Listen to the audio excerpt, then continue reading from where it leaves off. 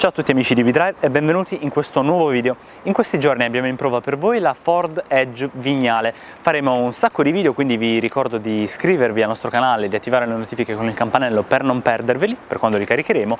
Il primo da cui partiamo oggi è un focus sul sistema infotainment Sync 3 in dotazione sulla Edge, leggermente diverso da quello visto sulla Ford Focus Active che abbiamo provato per voi qualche tempo fa. Prima di andarlo a vedere seguiteci anche sui nostri account social Facebook e Instagram. Andiamo quindi a vedere nello specifico di cosa consta questo sistema infotainment Sync 3. Come vi ho detto anche per la Focus Active, è la terza generazione del sistema Ford Sync, che nel caso della Edge Vignale comprende uno schermo centrale, display touchscreen che ora vi mostrerò da 8 pollici e un quadro strumenti mix analogico-digitale dietro il volante, quindi tutto dedicato al guidatore, che vi mostrerò in un secondo momento. Ma andiamo all'analisi di quello che è lo schermo dell'infotainment da 8 pollici. Il layout è molto simile a quello presente sulla Ford Focus Active, con una prima home page divisa a metà. Nella parte sinistra troviamo la mappa del navigatore. Andandoci a cliccare direttamente su o sul pulsante in basso ci apre la mappa completa. Nella metà di destra troviamo i device audio, le fonti audio, quindi in questo caso la radio, a breve ve la mostro, e nella parte bassa della metà di destra il collegamento a un telefono che al momento non c'è e il controllo della climatizzazione e del riscaldamento del volante. Nella parte bassa la principale differenza della home page rispetto al Sync 3 della Focus è la presenza del pulsante del clima, perché troviamo 6 pulsanti touch, audio, clima, questa volta presente, telefono, navigazione, app e impostazioni. Partendo da audio, molto simile, troviamo in alto a sinistra le fonti audio che possiamo selezionare, quindi AM, FM, radio digitale DAB, un CD nel caso in cui l'avessimo inserito o audio Bluetooth, quindi il collegamento Bluetooth del cellulare. Qui c'è il nome della stazione scelta, con tutta una lista tramite il pulsante in alto a destra delle stazioni disponibili, sono tantissime. Le frequenze, andando a digitare manualmente sul tastierino, se vogliamo meno le funzioni del traffico e delle 3 preselezioni, quindi dei preferiti, che troviamo nella parte bassa dello schermo. Andando a selezionare invece il clima, troviamo questa nuova finestra che vediamo per la prima volta su Sync 3, almeno noi, con tutte le funzioni relative alla climatizzazione che si trovano sia tramite dei pulsanti fisici in basso nel tunnel centrale, sia come dei pulsanti virtuali. Clima automatico, che andiamo a spegnere o anche in questo caso ad accendere tramite questo pulsante nella terza colonna partendo da sinistra, il menu con vari pulsanti dedicati al massimo dell'aria condizionata nella funzione automatica, lo sbrinamento al massimo se vogliamo subito partire, quindi non vogliamo perdere tempo, lo sbrinamento tramite dei circuiti presenti all'interno del parabrezza, la direzione delle ventole sul petto o verso i piedi e le gambe dei passeggeri e il riscaldamento del volante. Chiudendo troviamo anche qui questi pulsanti, sono tantissimi, forse leggermente confusionari, ma secondo me ci si fa subito l'abitudine. Andiamo a spegnere ancora le ventole in caso le ventole dovessero darci fastidio. Qui ovviamente questo è un clima bizona, quindi possiamo andarci a selezionare il bizona in base a guidatore e passeggero. Anche nella zona posteriore c'è la climatizzazione. Passiamo alla terza finestra, scusate. Qui c'è l'aggiunta di un telefono. Ci sono telefoni precedenti che sono stati collegati alla vettura tramite il primo... il tuo veicolo sul dispositivo e selezionarlo una volta rilevato. La voce dell'auto di questa Edge, voce femminile, ci dà questa appunto informazione e possiamo andare ad aggiungere un nuovo telefono. La procedura è identica a quella sulla Ford Focus Active, quindi tramite il link qui nelle schede vi invito ad andare a vedere quel video.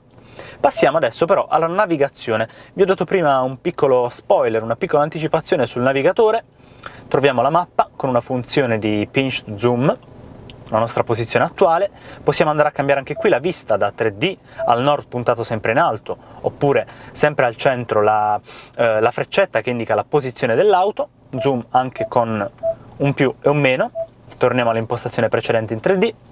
Sulla sinistra troviamo un pulsante dedicato all'inserimento della destinazione.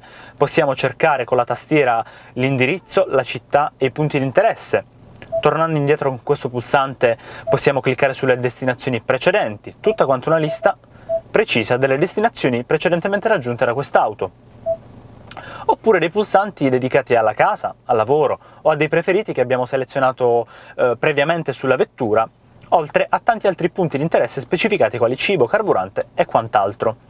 Torniamo indietro, qui abbiamo un menu con tutte le viste che ci offriva anche la Focus Active, la vista dello schermo divisa, se vogliamo, con la comunicazione delle uscite autostradali da prendere, l'elenco del traffico con gli incidenti segnalati e qui varie impostazioni con le preferenze di mappa, percorso e navigazione, che però abbiamo già visto.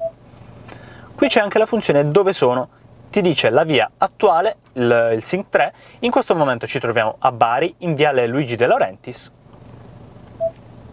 Torniamo indietro sempre tramite questa freccetta, andiamo a scoprire in breve le app che al momento non sono collegate. Vi dico che quest'auto è disponibile con connettività ad Android Auto, Apple CarPlay e con anche l'app utilissima peraltro Ford Pass Connect.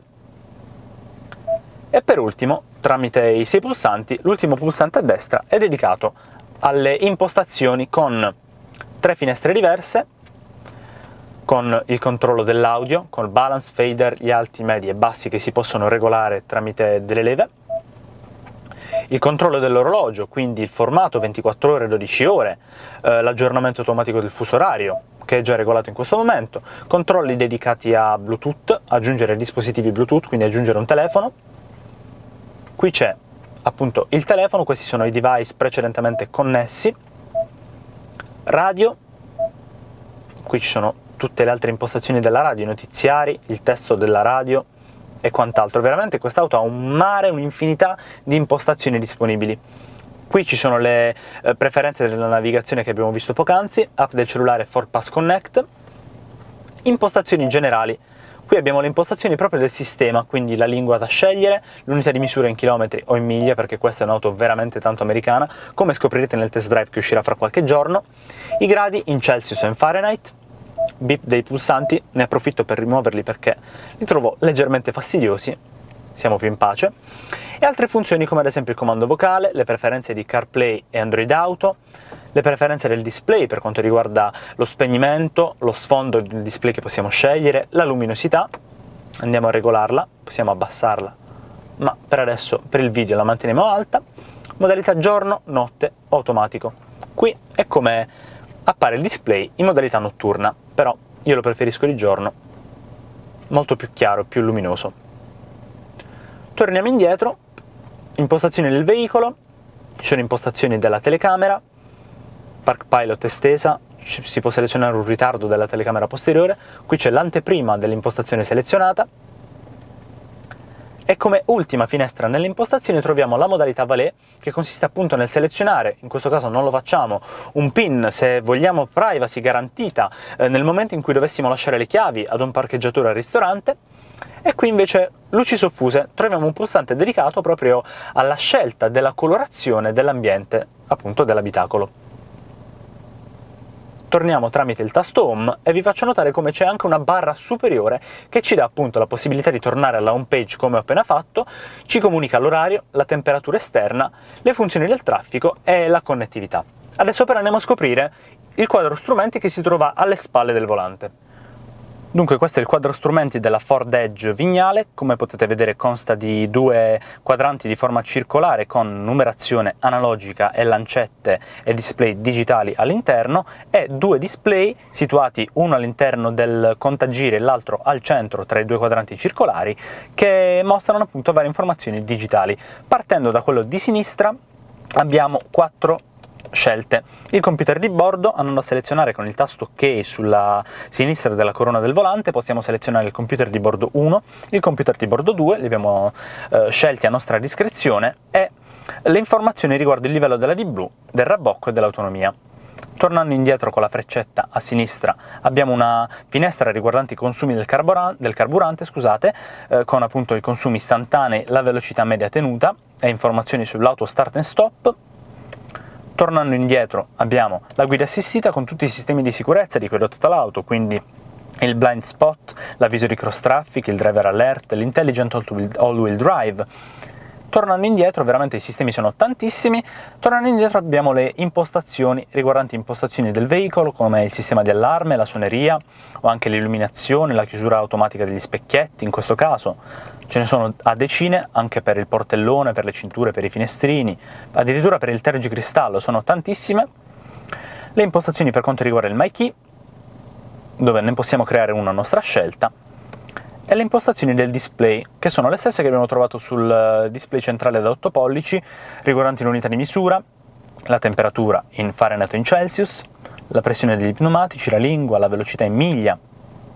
Passando invece con il cursore che troviamo sulla parte destra della corona del volante, possiamo andare a selezionare le informazioni che vogliamo visualizzare sul display centrale davanti agli occhi del guidatore. Quest'auto non ha un head-up display purtroppo, ma in dotazione questo piccolo schermo. Attualmente ci troviamo nella finestra dedicata alla velocità in chilometri orari, con informazioni digitali riguardanti i chilometri percorsi e la marcia inserita dal cambio automatico. Ma tornando indietro col pulsante con la freccetta verso sinistra, andiamo a scegliere intrattenimento, in questo caso c'è la radio ma c'è anche la radio DAB, la navigazione con una bussola, il telefono che attualmente non è inserito, non è connesso, e tornando in basso, in bianco, il colore della velocità che attualmente è su 0 km/h perché ovviamente siamo fermi. Abbiamo visto insieme quindi questo sistema Sync 3, nello specifico sulla Ford Edge Vignale. Fatemi sapere quelli che sono i vostri pensieri a riguardo qui sotto nei commenti. Vi ricordo inoltre, prima di salutarvi, di iscrivervi al nostro canale e di attivare le notifiche con il campanello, così da restare aggiornati sui prossimi upload riguardo alla Ford Edge Vignale.